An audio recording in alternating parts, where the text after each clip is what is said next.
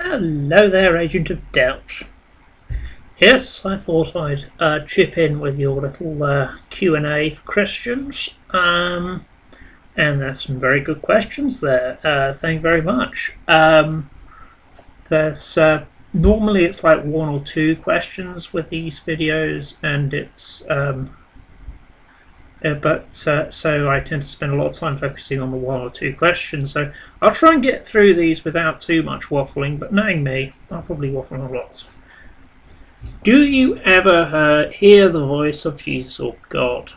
Not so much here as kind of notice what's going on. To me, the sort of central tenet of my belief is that is based on my experience that pretty much everything shitty that happens ends up, to me, having some kind of silver lining to it, even if it's very tiny. And it is in that scene, silver lining there's a voice, but it's not a voice like you can hear a voice in your head or whatever. And I know that because I've had voices in my head, but that's a long story. Anyhow, second question, I kind of covered this before, talking to 10 Phoenix 01. Do you believe Satan's a real being working to undermine your salvation? Historically, when you're looking at the Satan figure, firstly, when you go all the way back to Jewish tradition, he's not an evil character. Where he does appear, he is basically God's black ops man. The literal translation of his name is turn around. So his job isn't to drag you to hell as such. His job is to sort of shock and awe people into turning around. And just generally, he does all the dirty jobs that God doesn't particularly want to have. Basically, as I've said before, even God needs Harry Pearce. That's a reference to Spooks, the British TV series, for those of you who don't know it. So yeah, he's God's black ops man. It's not a question of him working to undermine salvation of Christians. It's him just fucking things up because God doesn't want to get his hands dirty, basically. Do you imagine? Oh, this one, where it comes to the exact image. Do you imagine baby Jesus, grown up bloody crucified Jesus, or 2,000-year-old spirit Jesus when you pray? I was raised Methodist, and we're very anti-iconography, so none of the above. In fact, I didn't even know what Jesus looked like until I started going to school and picked it up in RE, some pictures in RE, because that's how little iconography there is certainly the Methodist church I went to. It was so sort of told left to your imagination. I think I was actually quite disappointed in what Jesus looked like. So it's a kind of I didn't really have much of a visual imagination or mind's eye as such. I have more of an audio one. In fact, I've got the audio equivalent of a photographic memory, so I can remember things as they were said. I rarely remember things as I've seen them, which is why a lot of times when I'm watching videos on YouTube, I'm not really watching the video so much as just listening into it. But that's another story. Oh, yes. If Jesus were a citizen of your country, what political party would he belong to? I'm a member of the Monster Raving Loony Party, and I have a feeling Jesus would be too. Because I think he'd see it as the only sensible party to belong to in this day and age. Why do I think that? Because the Monster Raving Loony Party's sole purpose is to... the whole reason for existence is because people are fed up with our politicians being almost all identical and generally all screwing us over and not representing the people, just representing themselves. Whereas the Monster Raving Loony Party don't tend to represent anybody, including themselves, which is very much, as I see it, Jesus' sense of humour, and his sort of moral philosophy, and the fact that he hung out with 12 disreputable blokes and a prostitute. So yeah, I think Monster Raving Loony all the way. He wouldn't be Labour, because Labour have basically betrayed the working class. To quote a friend of the father of the current leader of the Labour Party, whose brother is also a leading member of that party, at his funeral he said, "This gentleman always thought that the Labour Party would betray its working class origins. He then had 2 sons to prove it." Which is a brilliant line for a funeral. I mean, it's almost as good as John Cleese's sweary rant, which I'm sure you can find on YouTube if you look hard enough. Anyhow, do you think most atheists could be great future Christians? If that's where God leads them, it's not for me to say, really. Do you think they could be good future Christians? It's not really for me to say whether they'll be good future Christians, but I think everyone's got potential to improve, and that was one of Christ's central tenets, that even the lowliest sinner could aspire to greatness. And that is a central tenet of Christianity as far as I'm concerned. Is it possible to do good things without the help of your God? Yeah, this one's interesting as well. I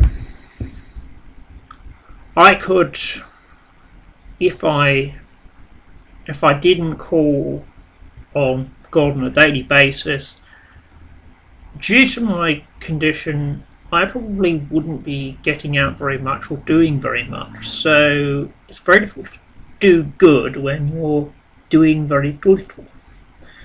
But that's just a personal thing to me, so it's not really a good answer. Sorry about that.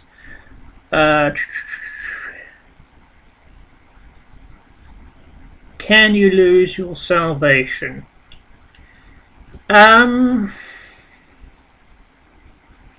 Well, as I said in my response to 10 Phoenix 01, I'm not necessarily up on the whole heaven-hell thing. And I suppose you could, because I've got more of a sort of a Gnostic bent on things, so it's more of a case of you live, you die. If you didn't get it quite right, you get another chance, and so on and so on. So it's a question. It's a reincarnation based thing. Get that round your heads, fundies. Very popular in the Irish Catholic Church as well, but mostly it's a Gnostic thing. That's Gnostic as in the Christian offshoot, not Gnostic as in the current phrase we use it for, as in knowing something definitely exists. Look them up. Cathars, I believe, was the name they used in the 12th century. Anyhow, where are heaven and hell? As I said, I don't necessarily believe in a hell.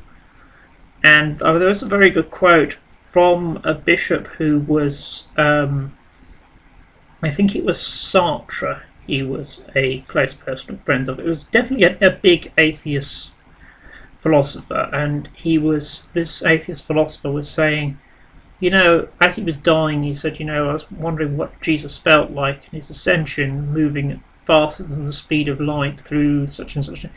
And clearly the bishop said, clearly he was being facetious, but he was making a good point. And that is that a lot of our understanding of the afterlife is taking literally what was said in explaining to people whose concept of the world was very limited. And it still is tied very much to the physical world, and I'm not entirely sure that's the correct way to go. Is faith as good as evidence when examining truthfulness?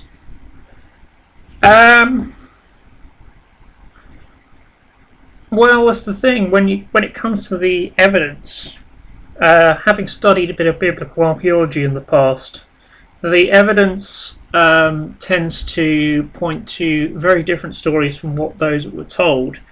And essentially what we've got is a massive game of Chinese whispers. So essentially, to quote Monty Python, you have to work it out for yourselves. Yes, a Christian quotes Monty Python. Get that round your head, fundies. Yes. Can you name a part of the Bible? Like you, I wouldn't know where to bloody start. Yes, there's a lot of stuff in there it's understandable because of the fact it is based on the culture of that time, and there are so many translation issues. It's no longer funny. Classic example being the classic basis for the homophobia in the church is completely wrong because there is actually no Hebrew word that equates anywhere near sodomy. And archaeologists have looked into this and found out that the reason that was the idea of homosexual relationships was so common back in biblical times, there wasn't an actual word for it, there wasn't a distinction made. And before you sort of be a little dismissive of that, remember this was a culture who didn't quite get how reproduction works. The ancient Egyptians, of course, believed a woman can get pregnant by giving a guy a blowjob. So it's something that, I mean, obviously through observation they would realise same-sex couples couldn't reproduce, but and even if against all the odds this archaeology and the study into the background is incorrect, think about this in context of Exodus. They're a very tiny people fleeing from a persecutor, population's dying off, they're going through a desert, they need every last hand. The last thing they need is people not playing into the reproduction game. Of course, in a modern context, this completely fails because we are overpopulated, but that's another story entirely. So, yes, there are bits that bother me. I understand them in a historical context, though. And I understand them, and the constant use of capital punishment for some extremely stupid reasons. Almost as stupid as Bloody Code England, which I've written a book on. But there's plenty to get bothered about, but then remember how much good stuff there's in there, and how much stuff that even in a secular sense has become secondhand, has been has become sort of common parlance for morality. For example, the Good Samaritan. The Good Samaritan is such a well-known parable and such a good example of how to treat one another, that it is used by secular organisations like the famous Samaritans, and that of course confused the fuck out of Gorilla 199, but that's another story entirely. Anyhow, I do hope you enjoyed me rambling on, and I realise we've been going on for a while. Any other questions, do feel free to ask in the comments or as a video response. Thank you.